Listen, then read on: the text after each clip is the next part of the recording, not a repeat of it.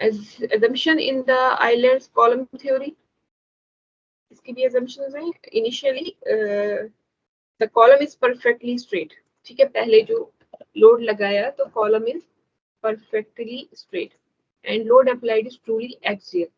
ये मैंने बताया what is axial, सेंटर से पास हो रहा है, उसका कोई ऐसा उस पे eccentricity नहीं है. So the cross section of the column is uniform throughout its length. वो भी लोड लड़ने के बाद आपका जो क्रॉस सेक्शन है वो भी कोई चेंज नहीं हो रहा है. And the column material is perfectly elastic, homogeneous, isotropic, obeys Hooke's law. ये भी सेम है. The length of column is very large as compared to its cross-sectional dimension. ये तो होगा ही होगा because it's a long column.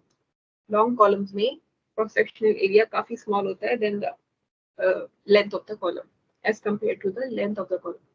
So length बहुत होगी than cross-sectional area से.